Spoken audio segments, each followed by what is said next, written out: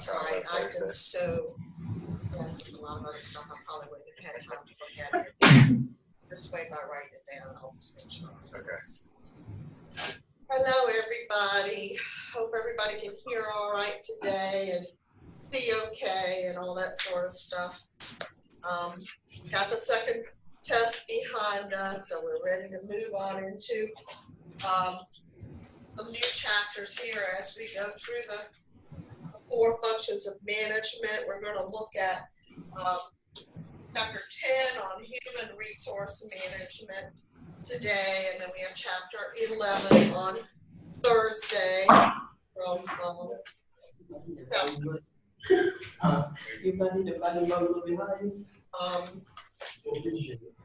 As I was looking over here, I did have 2 people ask me about some questions on the test. If you do have specific questions that you were not sure that they were okay, maybe they were multiple answers or something, whatever, shoot me an email with the question number and I will take a look at it and see if there's something that needs to be adjusted grade-wise. So you might want to go back and take a look at that, but I thought the grades looked fairly good from what I could see. So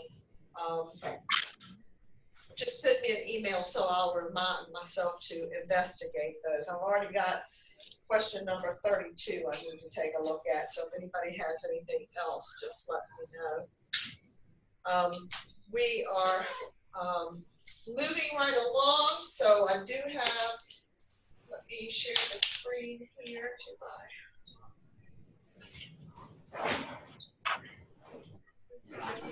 here. There's a couple of videos that we'll look at today dealing with human resource trends going on. Very, very short video, and then I'll look at a awkward performance review,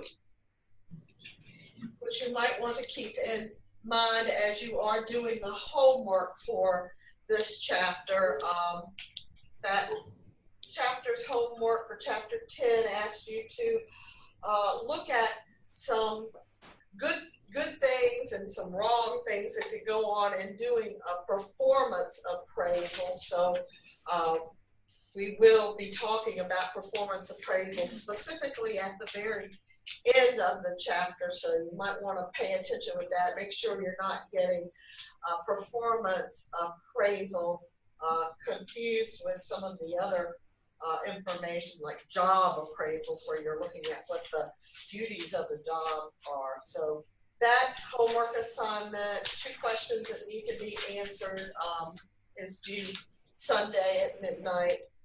Go ahead and knock it out so y'all can enjoy your spring break starting Sunday at midnight, I guess, so, or Friday or Thursday, whichever day your last day is here, but get that out of the way. Let me just remind you all that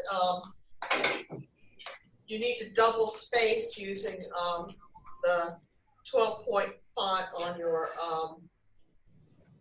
submissions. There's actually some margin information stuff in your syllabus, and I've been noticing as I've been grading some of those that probably wasn't foremost in some people's minds. So if you will make sure you're following the information there for how to submit your documents. But again, no more than a page on this, please. Learn how to be succinct, but make sure your grammar and your sentence structure is good. So let's take a look at the first video about some of the things that are going on in human resources now that will affect the human resource department. As you remember, you're a manager in this class, so kinds of things that you need to be aware of.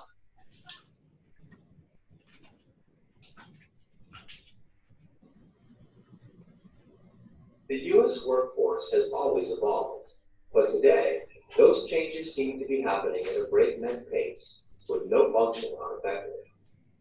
HR is finding itself at the center of this, trying to cope with changes that have already occurred while preparing for changes that are coming. Here are 10 trends that are likely to affect your job. Fewer middle managers mean that responsibility and accountability have been pushed down to employees. When filling staffing vacancies, you need to hire talented people who are self-directed and have good organizational as well as technical skills. The entry of more women, minorities, and immigrants into the workforce has not just changed the face of the workplace. It has also affected what types of benefits and training you offer in order to remain an employer of choice. With tight controls on headcount, employers are increasingly turning to temps for maximum flexibility. Integrating these mobile workers into your organization can present a unique set of challenges. You may find that more of your employees are willing to take short-term assignments out of town or relocate to other facilities. Employees are also more willing to switch jobs within a company in order to build their resumes. Lifetime employment with one employer is less common than it used to be. The waves of layoffs, downsizings, and facility closings have contributed to the trend of employees staying at a job for a short period, then moving on. This is a double-edged sword. You may be challenged to hang on to your best employees, but you also may have a broader talent pool to draw on when you do have it. Many companies are organized into teams rather than hierarchies, headed by supervisors and managers. When recruiting, you need to hire people who have a team orientation. The shift of jobs from the manufacturing sector to the service sector means that organizations must respond to customers as never before. Every employee needs to understand and internalize this customer-driven focus. Better educated employees are often more assertive. Expect employees to want to have a say in how the organization is run. Information can now be obtained, shared, and disseminated almost instantaneously. New employees need to understand how to use this access to information to help them in their jobs. You may find that job descriptions are impacted by this trend, and you can't afford to ignore its implications, especially when recruiting, hiring, and training.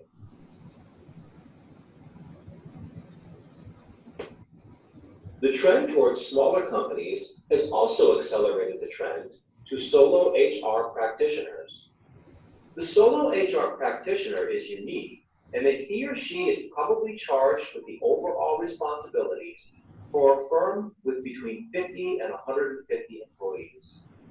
This means that the HR professional in a smaller firm becomes a jack of all trades. He or she is involved in hiring, compensation, benefits, compliance with laws affecting employees and the workplace, and health and safety issues. This multiplicity of tasks requires individuals with strong organizational skills who can quickly shift from project to project and topic to topic without becoming overwhelmed.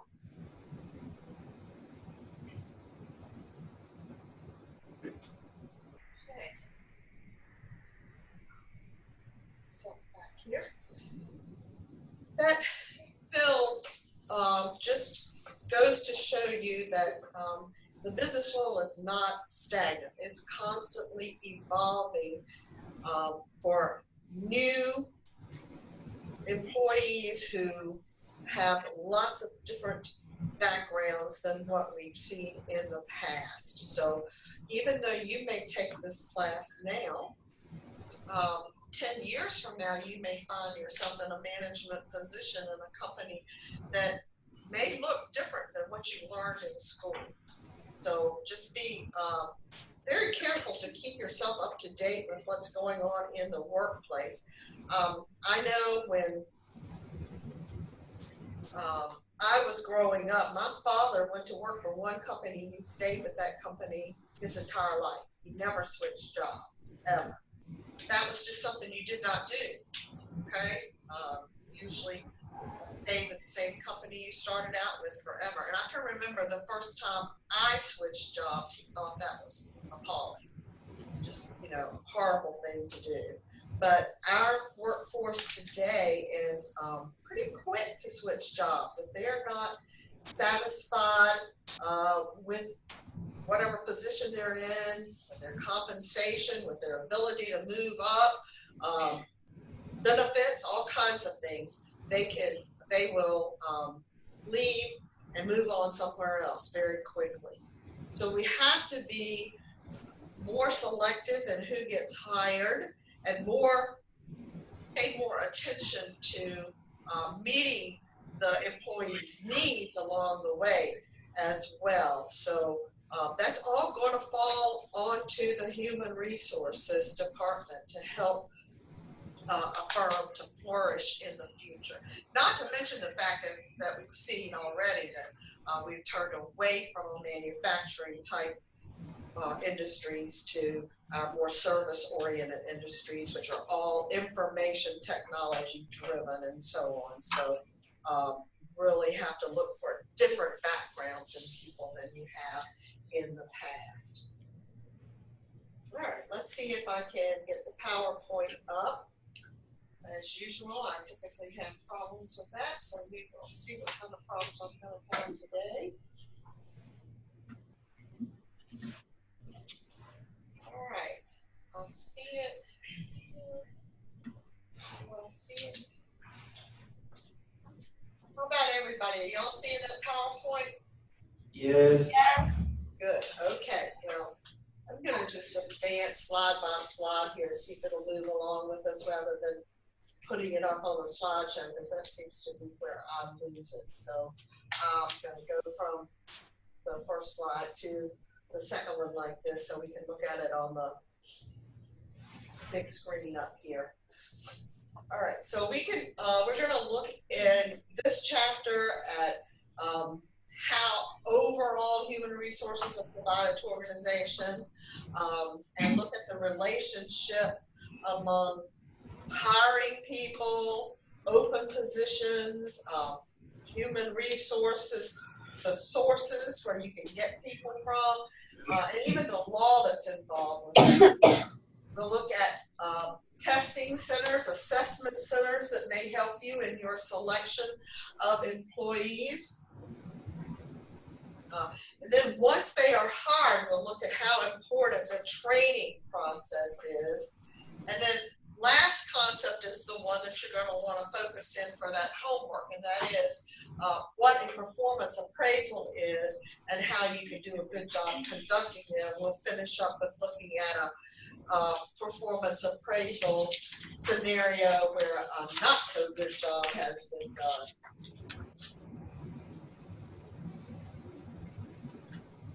All right, so within an organization, you need to have individuals inside who can make contributions to whatever the organization's overall goal is. That's what you're looking for to provide appropriate human resources. Think about that term, human resources. We're providing resources to the firm, but they're not in the terms of machinery or a building or land or anything. We're talking about human beings who are certainly a huge resource to a firm. Inappropriate human resources are your humans within your company that are not making valuable contributions. And of course, you as managers want to make sure that you are getting the appropriate human resources. So the process in the human resource system is to, first of all, recruit your employees, then select them, train them, and at some point you will do a performance appraisal to let them know how well they are doing in their job or what needs to be improved upon. So we're going to walk through those 4 steps, starting with the recruitment process. Recruitment is more than just putting an ad in the newspaper or on the internet now. You want to make sure you are attracting the right employees, screening them, okay, before you even provide interviews or anything of that sort to fill a position. So you've got to know, as a manager, you've got to know the job you're trying to fill. What are the requirements of that job?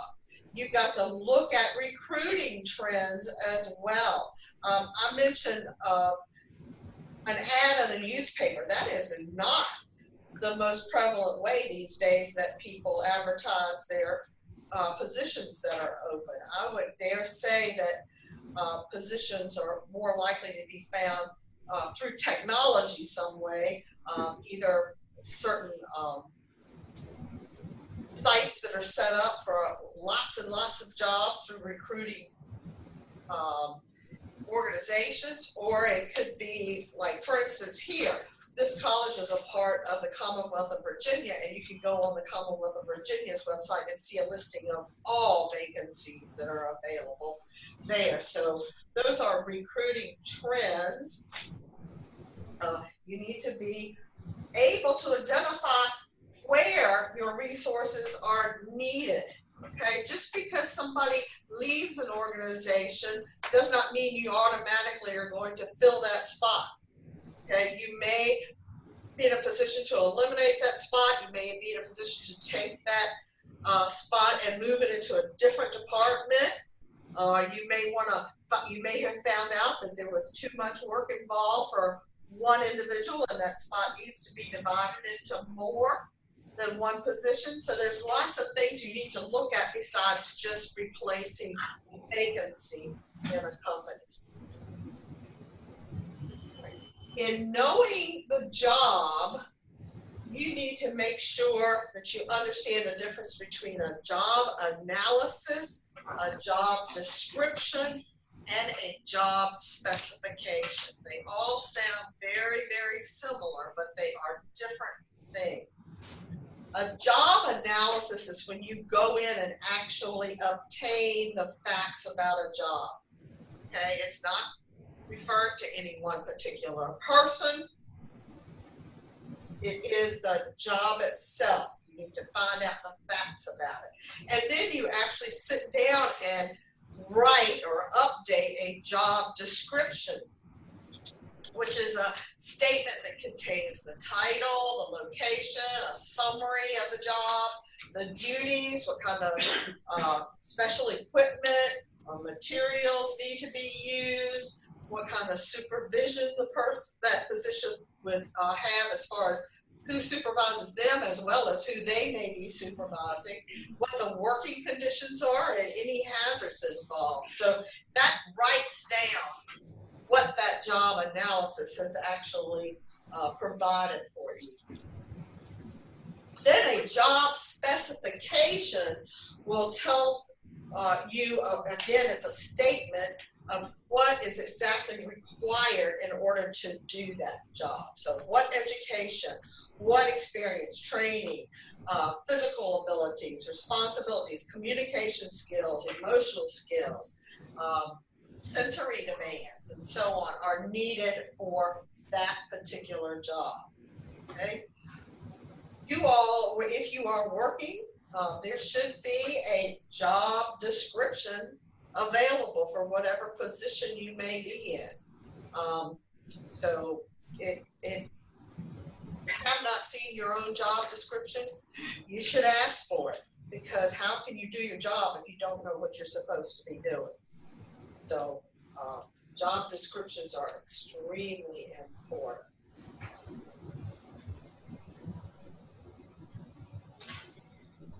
All right, so you're going to be recruiting people for specific jobs in your company. You may find those people already inside your organization. Okay, there are certainly employees that may be already working for your company that would like either to transfer to another position or perhaps see it as an opportunity for growth. Then, excuse me, there are also plenty of outside places to go to look for filling job vacancies. Okay, look at your competition. You may want to use an employment agency to recruit someone. Certain publications provide information. And educational institutions provide a lot of connections for job opportunities as well. Just today, I got an email coming through to me saying that they were looking for a director of the accounting department at a university. And it was not coming from the university itself. It was coming from an outside agency that was helping to recruit for that position. It was far away, like Missouri or somewhere, though it wasn't anything I was interested in, but it was in a place where perhaps they have a little bit more trouble finding people who are qualified to fulfill those positions. But education is clearly, especially higher education, clearly an example of where you can find information about in certain publications, especially for the administrative jobs like presidents and vice presidents of colleges and so on, really always published in certain publications that are specific to higher education. So that is not limited to just education, though. You will find trade magazines for certain industries publishing available jobs and so on.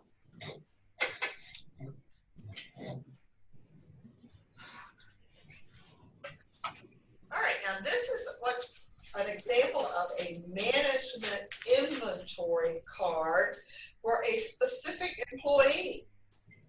Okay, this shows that this employee, Mel Murray, was employed in 1992, been on the job for 6 years in their present position as a manager. Their present performance, very brief there, strengths and weaknesses. What efforts has this employee provided to try to improve? Where could this person actually be moved to? What kind of training would this person need? And could they potentially move in a future year? And you can see this particular one, they have identified as being a potential for a house manager or manager of the industrial fans division of this company when in 2016 or 2017. So it's a long range look at the individual employee and what training would be needed to move that employee into those positions. So someone has gone in, a manager has gone in and actually inventoried this particular employee's not only their performance, but their potential for the future as far as benefits to the company.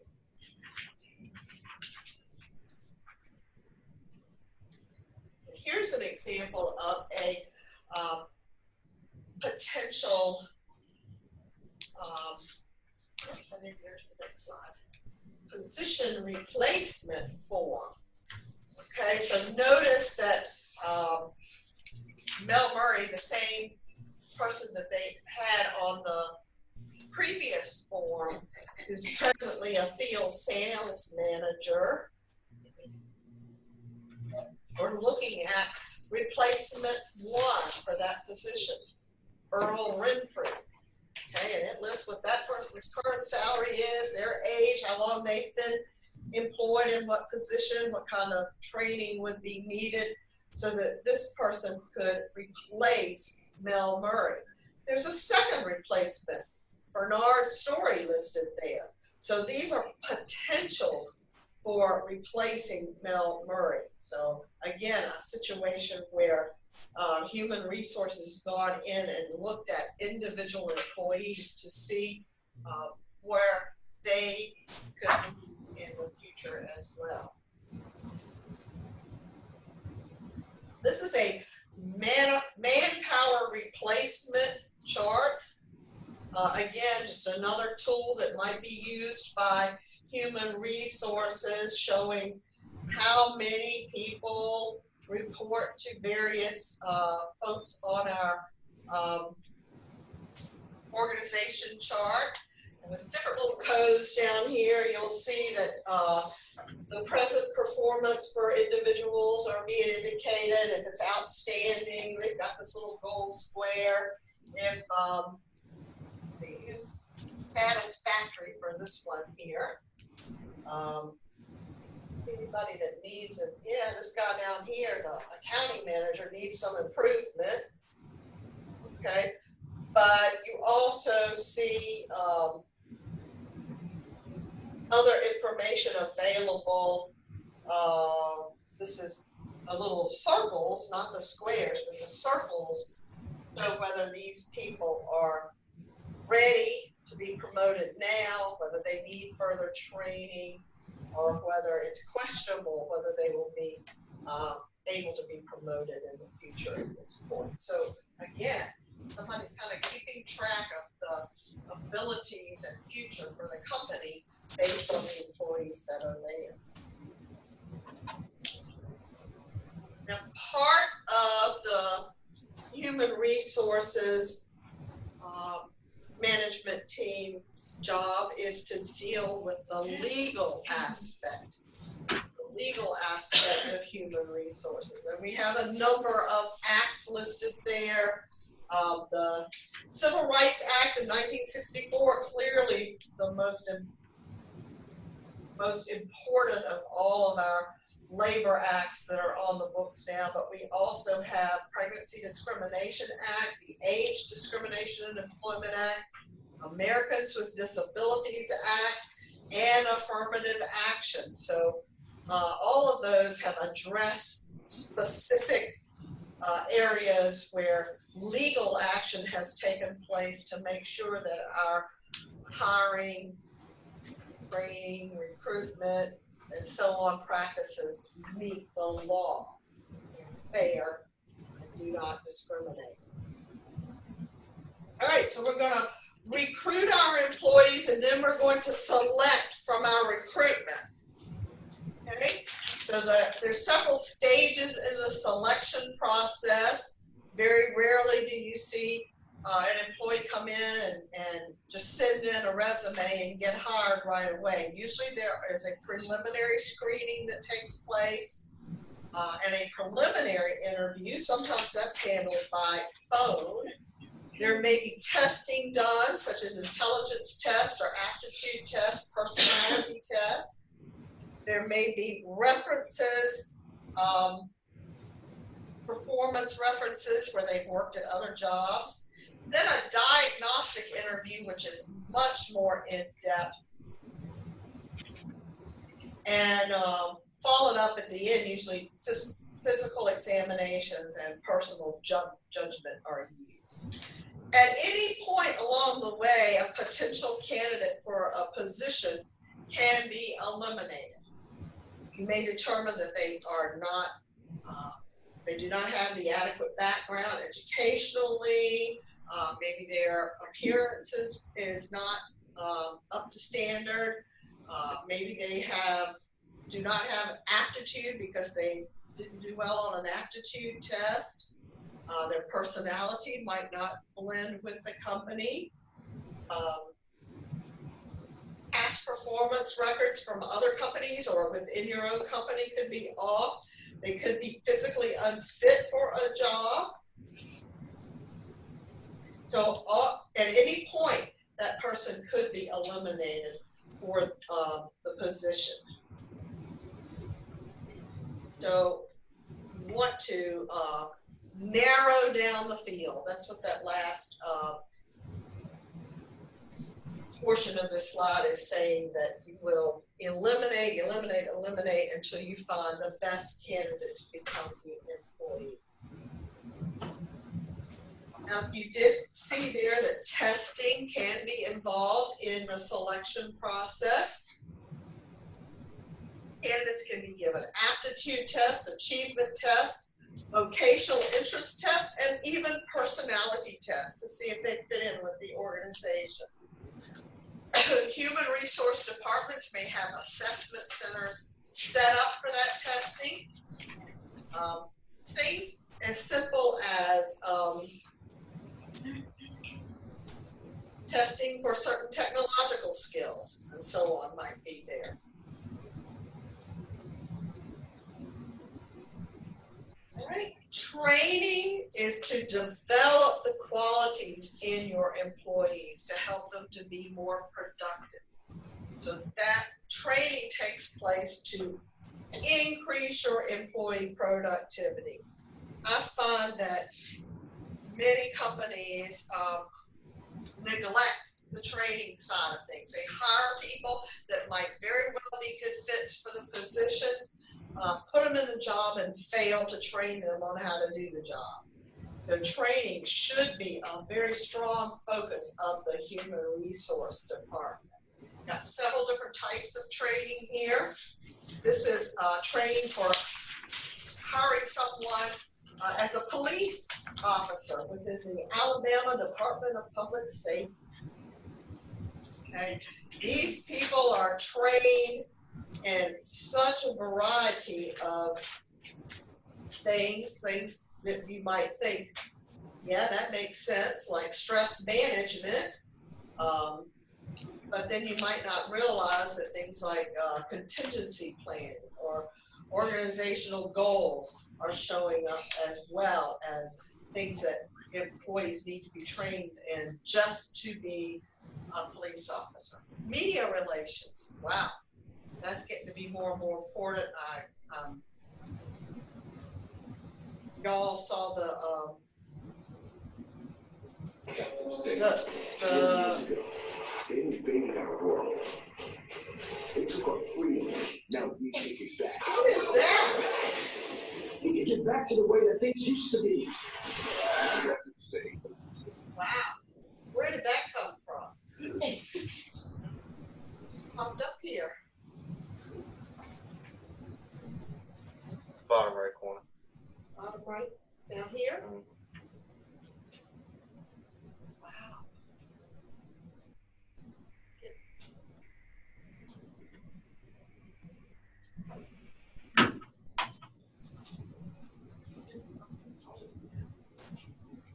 What it is.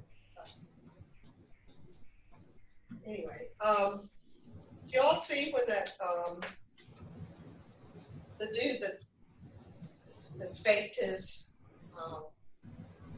Make that beat. yeah, that beating and all, when he when the supervisor of the police force got up and talked to the media about the fact that it was fake and he was upset about it and so on, I think about the media relations skills he had to use at that point, because there were probably things that he could and could not say in front of the media about what evidence that they had or what evidence they didn't have.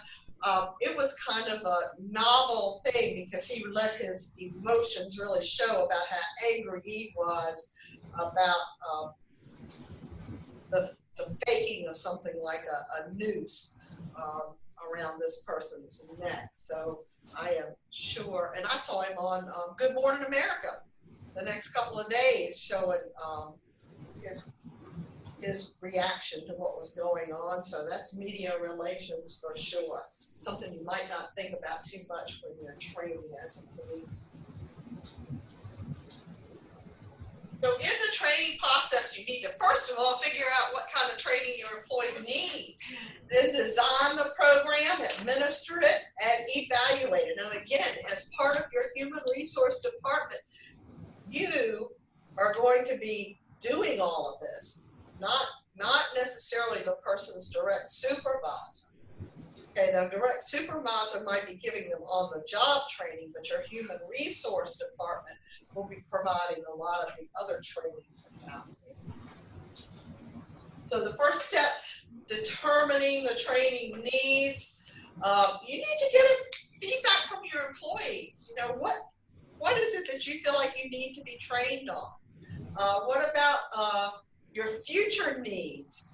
Okay, the company might be taking a different direction and you need to deal with that. I know that we're getting training now on how to use a new learning management system. We're switching from Blackboard to Last fall, we started getting training for something that's not going to fully take place until this summer. So that's a future need. Get the facts and the activities together that's going to meet those needs. So clearly not just an overnight thing. Lots and lots of different techniques out there. Lectures, program learning, on-the-job skills. You can send people to classrooms for training as well. You will need to assess what method is the best for the employees that you're trying to train. And then, of course, we have always spoken throughout the class about you don't just do something as a manager without evaluating what you did to make sure that it's being successful within your organization, because you are investing a lot of time when it comes to training, time that the employee may not be able to just be directly on the job. So you need to make sure that training is actually received well and can be used. All right, so let's pay particular attention to this section, which will help you with your homework. The performance appraisal piece. This is after the employee has been selected and recruited, selected, hired into your company, even trained. This is where you review the employee's performance to see what kind of contributions they have made to the company, and you're going to provide feedback to them about their productivity and the quality of their work. Different companies have different methods to do performance appraisals. Some have a rating scale where there's a form that you just rate individual factors on. Others are comparisons that rank employees, and only certain numbers of employees can get particular rankings. It may be a free form essay where just a written acknowledgement in sentence form, paragraph form of impressions of employees. And it could be what's called a critical form essay where the appraiser is going to write down particularly good or bad events that have occurred, and they're going to keep that up all the time and keep documentation, not just once a year. Performance appraisals obviously involve judgment, but those judgments will affect an employee's salary, their promotions, transfers, demotions, and even getting terminated. It does tell a subordinate how they're doing and suggests needed changes in behavior. It coaches and counsels individual employees. So it's a tool that's used for a lot of different reasons. Most employees tend to get a little nervous when they know that it's performance appraisal time. They're going to be getting feedback on how well they are doing their job, and some see it as totally a critical thing where it shouldn't be. It is an opportunity for a lot of different activities to take place when it comes to improving, maintaining, training, all kinds of things that take place. So you're going to be a manager that's going to be giving a performance appraisal to your subordinates. Focus on their performance and how they have helped to attain the company's goal. Do not let personal bias enter into the picture. And the ultimate final product should be acceptable both to the person who is doing the appraisal and to the employee. And your end result should actually improve your employee's productivity. Some of the downsides of performance appraisals that we have seen, a lot of companies subject to focusing on short-term rather than long-term rewards. They might use it as a reward or a punishment process.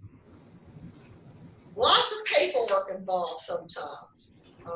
I know here we have a process that every 5 years or so we have to submit tons of paperwork for what we've done over the past 5 years, and it's just becoming almost ridiculous. It can be unfair or a biased process because personalities do come into play here, and you may end up getting negative responses from an employee that may actually disagree with what's said in a performance appraisal. And boy, some people disagree in a lot of different methods. Okay, so those are some of the downsides of it. So let me switch us over to our video so we can take a look at a bad performance appraisal, and then we're going to talk a little bit about what we saw here. So I'm going to get rid of that. I'm going to pull up this video here. So that was my weekend, nothing special. How about you? You seem rather chipper for Monday. Today is a good day for my performance review. Wait a minute. You're excited about the performance review. My next meeting is a one-on-one. I have to deliver a performance review. That's not necessarily a bad thing. It's with Matt. Oh, I can see why you're so depressed. Man, I'm stoked about this one. Because last time Melanie gave me kind of a bad review. Last time I gave him an extremely negative review. What exactly did she say? You know, mumble jumble manager speak. I couldn't have been more clear. Like needing a little touch up here and there. His appearance was sloppy, he was passive and unmotivated. Maybe you've learned some more stuff. And the quality of his work was completely substandard. And we talked about my future. I also said that I didn't see much of a future for him. Dude, you have to read between the lines, but she was majorly hinting that I could go places. I don't think he's gonna make it to the end of the year anyway. With a little spit and polish, no big deal. So that's what I did. Got myself some spit and polish.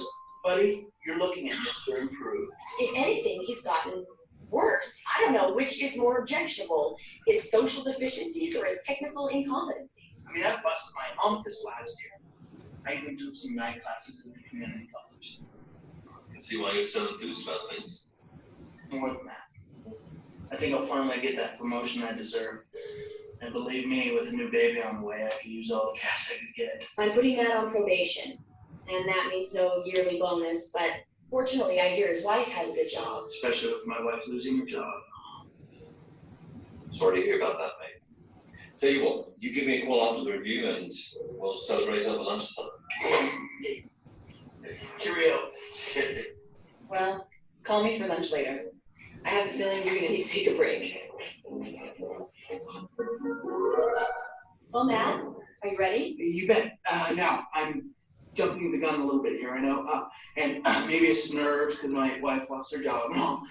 But you'll see I deserve that promotion. Promotion? Yes. And I have you to thank. You know that little pep talk last time? And with being a new daddy and all. Anyway, I'm just so excited to hear what you have to say. Facing a crucial conversation, Vital Smarts can help. All righty. So you are looking at a human resource manager and employee that are really worlds apart from each other, aren't they? All right, let's see what I got going on this time.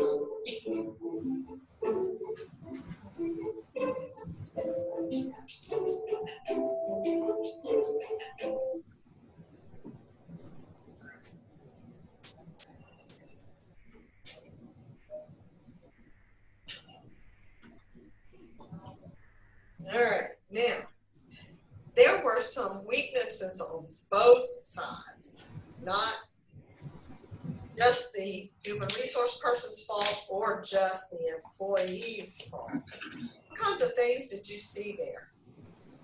Anything that you thought, wow, this shouldn't have happened?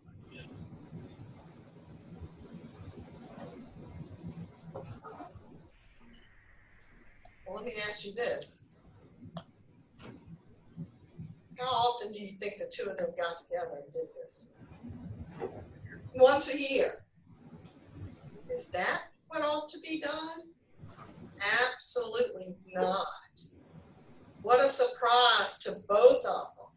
Okay. Clearly, she had not even been communicating with her employee because she didn't know much about his life or his reaction to her last appraisal, which was worlds different. He left that office thinking something completely different than what she had tried to convey. So she had some downside because she wasn't clear at the last performance appraisal, obviously, even though she thought she was. What do? Do you give an employee a performance appraisal and then don't talk to him again for the next year? All right. If she saw things that needed to be improved, she would have been better off by giving him the information about you need to do this, you need to do that to up your game, right? Well, he also thought it was a pep talk. That's right, he did. So, I mean, it just blows my mind that a whole year has gone by from the last performance appraisal review to now, and he thinks he's ready for a promotion, and she's getting ready to put him on probation. Well, if he's to the point of putting him on probation, don't you think she should have? She should have already stepped in. Absolutely. She should have stepped in on his day-to-day job and said, you know, you need some improvement here, and told him what he needed to improve, whether he needed training or whether he needed to change the way he was approaching a problem, or, you know, just, it could be anything. It could be anything, but she needs to coach him along the way, not waiting until the year is over with. And that's one of the most important things you all will do as managers is the day-to-day management, not that once a year stuff. And you need to be informed about what's happening with your employees. And I'm not talking about just personal. I'm talking about performance-related stuff. Like I said, if she's at the point where she's going to put him on probation, she must have something documented about his poor performance somewhere. Why hadn't she gone in and said, you're doing poorly, so that this would not be a surprise to him? She did not necessarily have to know that his wife lost her job or that they had a baby on the way or whatever, but most of the time these days, working in an organization is viewed as being teamwork, and that kind of stuff helps you understand where a person is coming from. I know today I've had a rough day. Some of y'all know that because I've been in now some other classes. Got a message that a relative passed away. So I've been a little unable to focus on some things. I sent my boss, my dean, a message because she's not on this campus today, but I wanted her to know what I was facing. That helps you become a team. That kind of stuff helps you have empathy with your employees, but also offer up anything that can make you do your job better. Okay? And that's the kind of thing you want to happen on a daily basis. You don't want this to be once a year and surprise. We're going to pick you up and all right, so keep that video in mind as you're answering the questions about the kinds of things you want to do good with when your performance appraisals, the kinds of things that you want to avoid. Remember, this is the clincher here. Remember, when you're writing that up, you are putting yourselves in the manager's shoes, not the employees. We've been employees for so long. You want to be the manager when you're answering those questions. What can you do that's good as a manager when you're giving a performance appraisal, and what could you avoid when you are giving a performance appraisal? let yourself slide into the person who's receiving it. You want to be that lady, you don't want to be the man, okay? So as you're answering that question, I'm not saying you need to be like her. I'm just saying that's the role you need to play when you're doing that homework.